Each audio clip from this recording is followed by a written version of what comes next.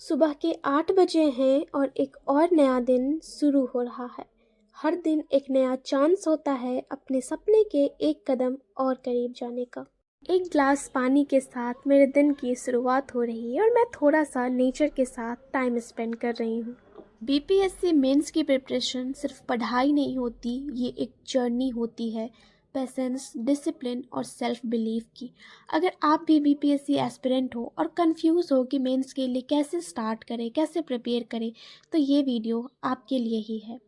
पहले मैं भी कंफ्यूज थी कि क्या पढूं, कैसे करूं, बट एक प्लानिंग बहुत ज़रूरी है और इस प्लानिंग की वजह से धीरे धीरे मैं बैक ऑन ट्रैक पे आ गई। आज मैं आपको आर्ट एंड कल्चर के टॉपिक्स बताऊंगी और आपको बस इतने ही टॉपिक्स पे नोट्स बना लेने हैं।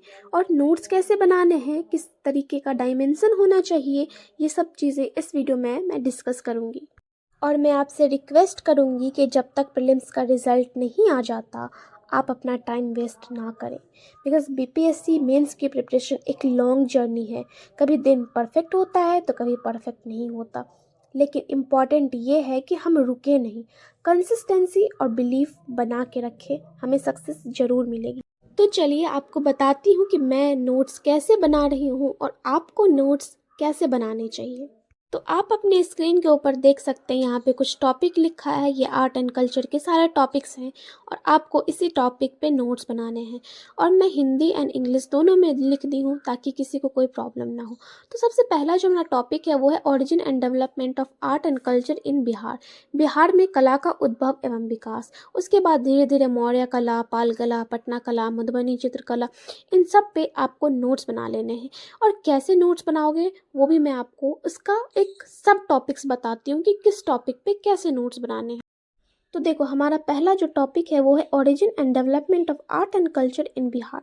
बिहार में कला का उद्भव एवं विकास। आप एक अच्छा सा इंट्रोडक्शन लिख सकते हो, जैसे कि बिहार की कला समृद्धि सांस्कृतिक धरोहर का प्रतीक है जो प्राचीन काल से लेकर आधुनिक समय तक निरंतर विकसित हुई है। ऐसे इंग्लिश में भी एक अच्छा सा इंट्रोडक्शन दे सकते हो कि the history of art and culture in Bihar is deeply rooted in its ancient civilisation. The art and culture of Bihar is a symbol of our rich cultural heritage. एक अच्छा सा इंट्रो लिखने के बाद आप बॉडी पार्ट पे आओगे। यहाँ पे एक अच्छा सा फ्लो चार्ट बनाओ, एंशिएंट, मेडिवल, मॉडर्न, एंड तीनों में जो जो भी कला इंपॉर्टेंट है उसको हम लिख लेंगे और फिर बाद में एक एक करके सबको डिस्क्राइब करते जाएंगे।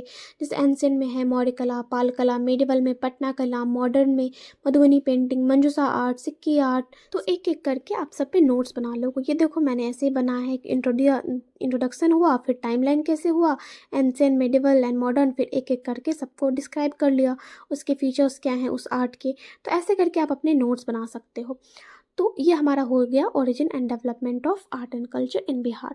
उसके बाद दूसरा जो इम्पॉर्टेंट टॉपिक है वो मौर्य आर्ट है, मौर्य कला।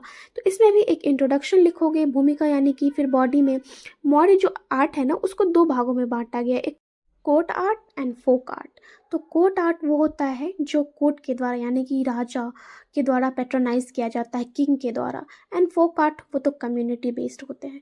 तो इसके जो जो भी फीचर्स हैं, कैरेक्टरिस्टिक्स हैं, उसको हमें लिखना है, विशेषता।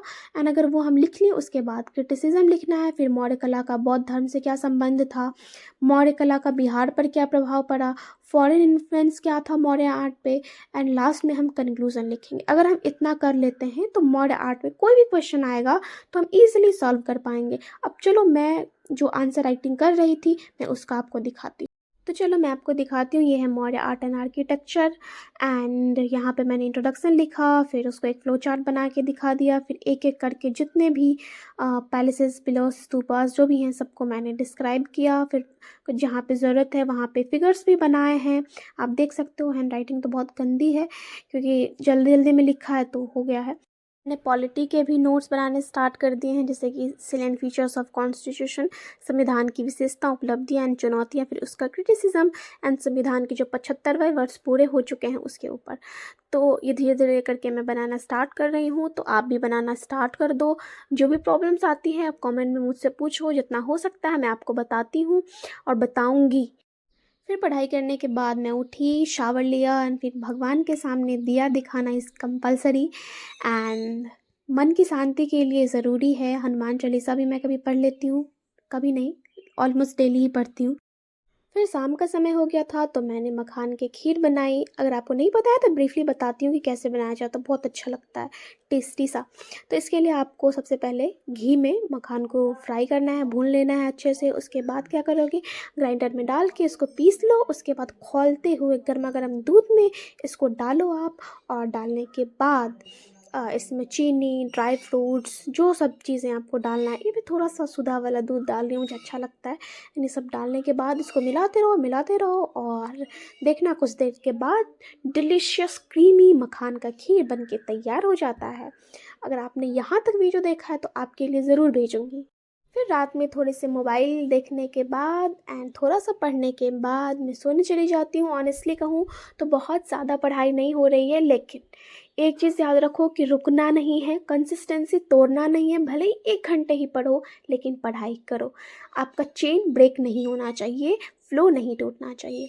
ओके, सो अगर आपको वीडियो पसंद आई हो तो please like, share and subscribe करते जाना। Okay, bye everyone.